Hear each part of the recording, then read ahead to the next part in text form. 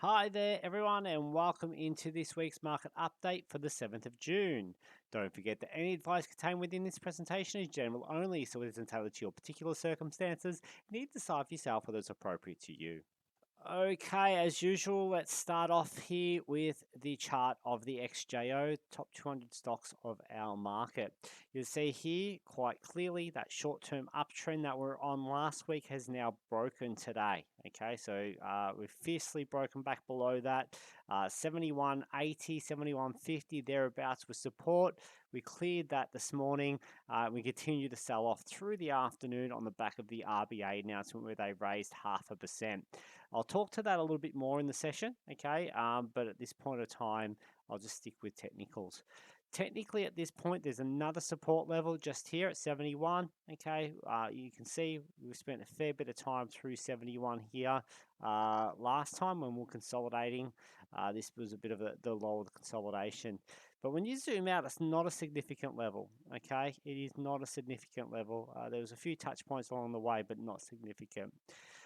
So with this kind of breakdown and indicators sort of showing that the momentum shifted to down, we've got fairly negative futures in the US at this point of time.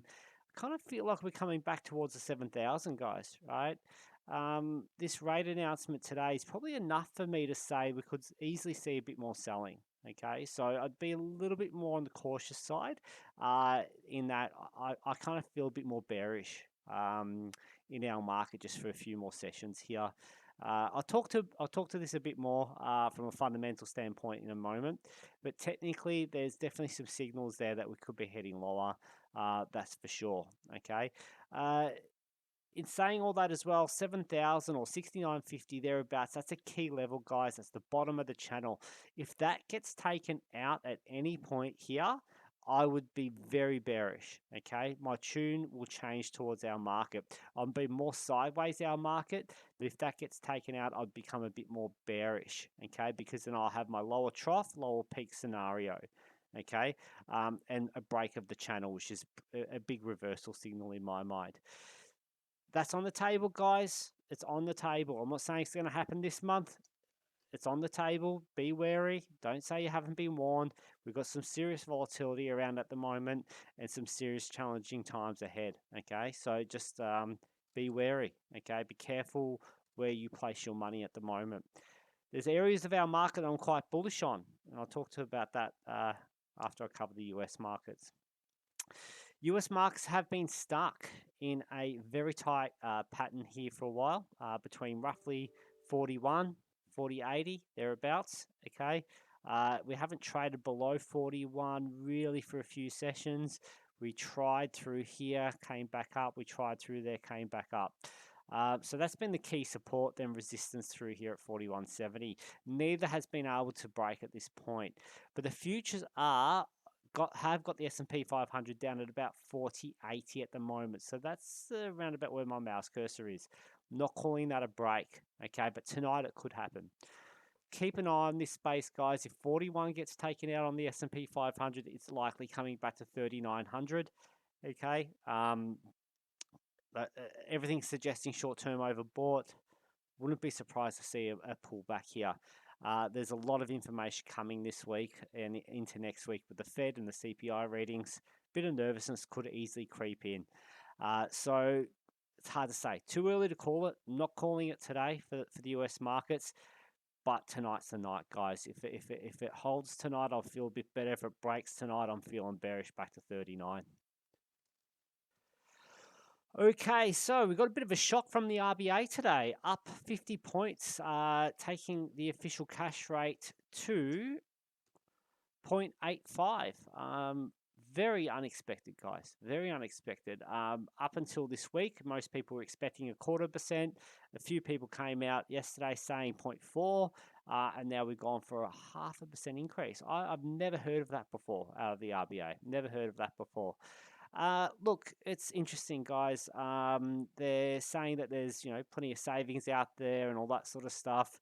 Look, I think the economy can probably withstand it a little bit in the short term, but longer term, if they keep increasing rates like this, I think there's some hard times coming for us, to be honest. So They left it definitely open for more rate hikes this year. So I expect more similar sort of scenario next month. Let's see how the US CPI reading comes in on Friday. If we see inflation continuing higher overseas, that means inflation here will likely continue higher, and that's more of a reason for the RBA to continue to lift the way they're lifting. It's called front loading. Okay, we're front loading interest rates. The Fed did come out to say that. And that's why everyone's expecting them to do 50 points over the next 2 months. RBA didn't really warm us up for this, okay? So, at all, to be honest. They warmed us up to interest rate hikes, but not 0.5%. But anyway, okay, so what does this mean, guys? I think there's going to be definitely a market on edge here, okay? The RBA has just done something that nobody was expecting that's going to put people on edge, okay? It's going to have people speculating on what they will do next. So perhaps after market, often Philip Lowe does talk, okay? Let's see what he says, all right? He might soften the mood a little bit when he talks. But from what I'm reading at the moment on the actually announcement itself, they're definitely leaving things open for another rate hike. Okay. They're saying that the labour market's really quite strong and can withstand it. They've tried to talk up the economy in a way where they could withstand all of this. I don't buy it, guys. Okay, our inflation's only happening because of overseas issues. It's happening because of COVID issues. It's happening because of supply chain issues. We don't have a huge over demand problem in Australia, I don't believe. Okay, this is not from demand, it's a supply chain problem. Our inflation's also nowhere near as high as what overseas inflation is. Most of our inflation is coming from overseas, not from local factors. So it's unwarranted to go this hard, I feel, and the market's reflecting that today. Let's see what happens tomorrow, guys. Okay, but basically at this point of time, I don't see this letting up. Not at this point. We've got to see something change. We've definitely got to see something change.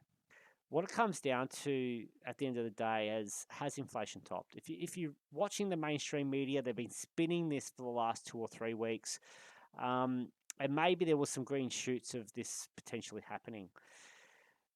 Don't get me wrong, we've probably seen CPI readings top out, okay? Doesn't mean prices aren't going to keep going up, all right? So how do you want to look at this, guys? Do you want to look at actual prices, or do you want to look at CPI readings topped out?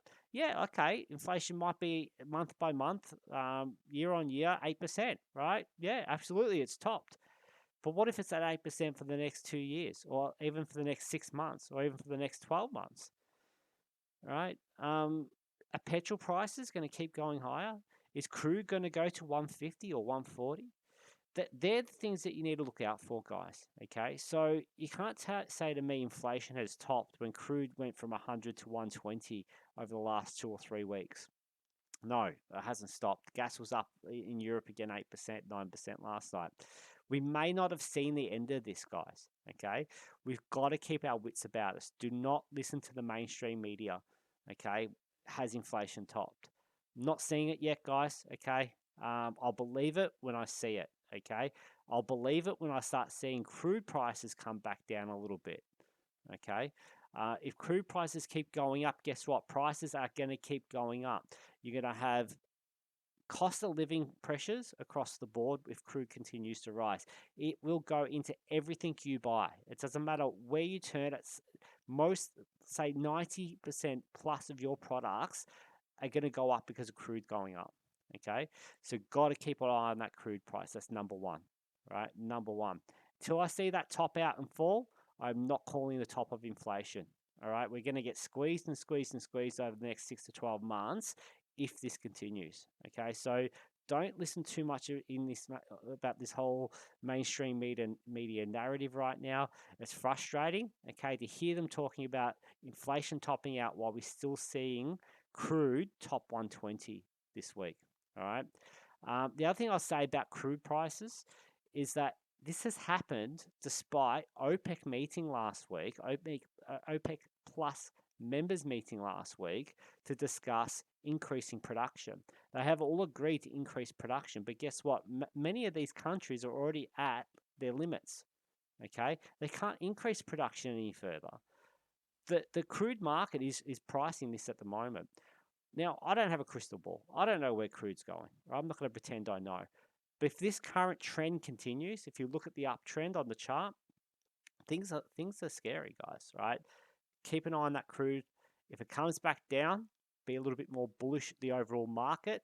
Energy stocks will come down, overall market will come up. If energy continues to go up, if you continue to see crude on this uptrend, get into your energy sector, leave almost every other sector except for materials. Okay, materials is probably the other hot sector for me in Australia at the moment. So if inflation persists, materials and energy are sectors you want to be looking at. Staples a bit mixed at the moment. Discretionary, definitely not bottomed yet. And tech hasn't bottomed yet. There's going to be a couple of good buys amongst all of this, but the volatility may not be over. Once again, it's all about the crude price for me. That's the forward indicator. Crude, 10-year yield are the two things that I'm looking at, both here and in the US, especially that US 10-year yield that topped 3% again. Not at fear levels yet. If that goes to 320, guys, the market's going lower, right? These are the little things that you've got to keep an eye on. At some point, this cycle is going to switch, yeah? So you're going to have massive buying back into growth, okay, out of value, right? I don't think we're there yet, right? But it can happen any week, any month. So we've got to keep active. We've got to keep watching. Watch at the right time to buy into this market. I don't think we're there yet. We're just at the start of that interest rate hiking cycle. We know we've got a 0.5% increase in both June and July. We don't know what's coming for us for the rest of the year out of the Fed. We'll find that out next week. CPI on Friday is really, really important. So this is the last bit of it, guys, right? So, I've mentioned a few things here tonight. Basically, oil and gas continues to rise. That is the precursor of inflation. That's your forward indicator. That flows into the yield space, which then also is forcing the hand of the central banks to do something. So to me, they're the main factors I keep an eye on here to try and predict what's going to happen next in the market. What we're seeing this week is crude prices have gone back up, okay? We're seeing action from the central banks. And then what we're waiting for really is what's coming up next is the CPI reading Friday night. So in Australia, we won't react to that until Monday, okay? Our futures will get a chance to react to it, but our actual market won't get a chance to react to it as it's 10:30 local time at night, okay? So it's an hour before the US market opens. All right, so then Wednesday night next week, you'll have the Fed announce where they're expected to go 0.5%. But just like we saw in Australia, we're expecting a quarter. Who knows? The Fed could go more, right? It's not necessarily also they could go 0.5%, but also talk very hawkish. And if they do that, they might spook the market as well. The next week and a half is the critical time for June, okay?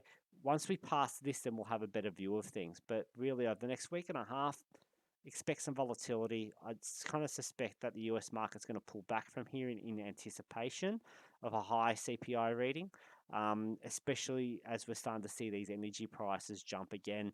That nervousness should creep in, okay, is where my head's at the moment.